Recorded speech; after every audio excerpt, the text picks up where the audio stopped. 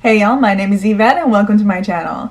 Today I am doing a book haul. I recently went to the Texas Book Festival and got quite a few books and I'm going to go through them. By recently I do mean a month and a half ago, maybe 2 months by the time this video goes up, who can know. I'm first going to go through the books I bought myself and then I'm going to go through the few ARCs that I got. The first book I am hauling today is Fragrant Libations by Cassie Winslow, and this is a recipe book for drinks involving flowers, both alcoholic and not. I really like researching recipes and coming up with my own alcoholic drinks, and this one I couldn't pass up because it's really pretty inside. They have these beautiful pictures. This is a lavender gin, and I know the one that made me buy it was, let me see if I can find it. This recipe I especially want to try. It is pink grapefruit and chamomile palomas.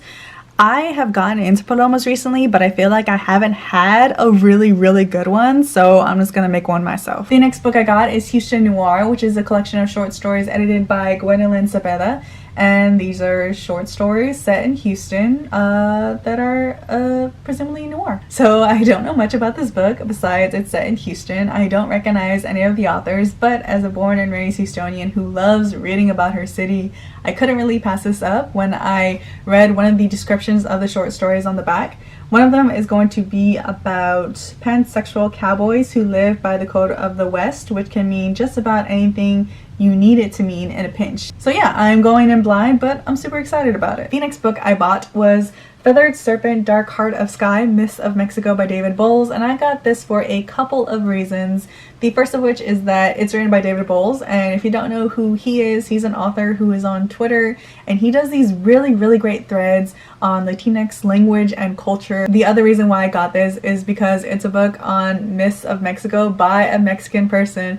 I cannot tell you for how long I've looked for a book about myths of Mexico that wasn't written by a white person. The next book I got is Voices from the Ancestors, Chicanx and Latinx Spiritual Expressions and Healing Practices, and this is an anthology edited by Laura Medina and Martha R. Gonzalez. This is a collection of reflective writings and spiritual practices from Chicanx, Latinx, and Afro-Latinx women and male allies who seek to heal and understand from generational trauma. Doing this mostly by returning to ancestral traditions and knowledge. The premise of this book sounds absolutely amazing, and it also sounds like it's going to be very inclusive, like of queerness and race, and I think this is the kind of book that I'm going to eat in bite-sized pieces. The next book I bought, another nonfiction, is My Time Among the Whites, Notes from an Unfinished Education by Jeannie Capo-Crusay. If you follow bookish news, you might have heard that a few months ago the author went to speak at Georgia Southern University, I think it was, and a bunch of white students got together and burned her books. The fact that that happened, especially with like the history of book burning,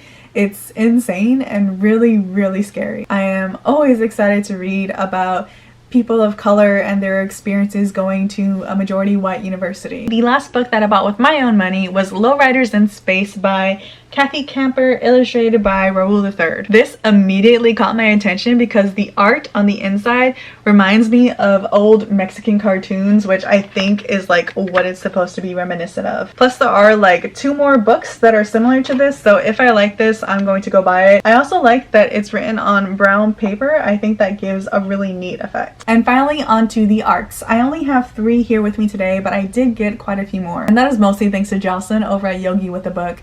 She is one of my good friends here on BookTube, and she came down from New York and was at the festival, and she came down with a bag of ARCs for me and my sister Priscilla over at Bookie Charm. Priscilla took most of those ARCs to film her own haul video, so I don't have those here, but she did leave me one, which was The Starless Sea by Erin Morgenstern. This is a book from the author of The Night Circus, which I have read and enjoyed, but I have no idea what this book is about. Nevertheless, I am excited to read it. And finally, my last 2 books, my last 2 ARCs, has a story to go along with it.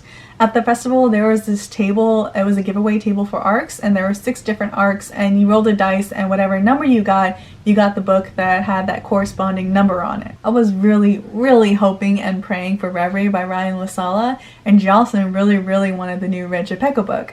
I rolled first and I got the Red Chapeco book, and then Jocelyn rolled after me and she got Reverie, and it worked out so perfectly. We both switched and got the ARCs we really wanted. So I got Reverie. This is the book. It comes in like this promotional box or something, and it has this cutout. It looks like a Christmas ornament. I assume it has something to do with the book, but on the front it says some dreams ... and then chase you back on the back. This is the actual book. I have no idea what it's about, but I'm very excited to read it because I follow the author on Twitter, and if you don't follow him on Twitter, you should do that right now because he is so funny, and I'm looking forward to seeing what he wrote. Long story short, I got the book I wanted and was very happy about that, but then my brother-in-law went to go roll the dice to get an ARC. He's not really a big reader, but he rolled anyways, and he got the Rebecca book. Like the other book, this comes in like some kind of sleeve, and you open it up and here's the actual book. I've read 3 other books by Rebecca. I read her Girl in the Well duology and the first book of the Bone Witch series, and I really enjoyed all of them.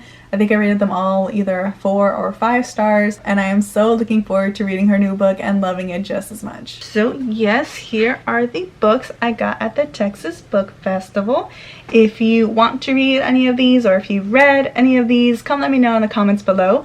I hope y'all enjoyed this video. Thank you for watching, and I'll see you next time.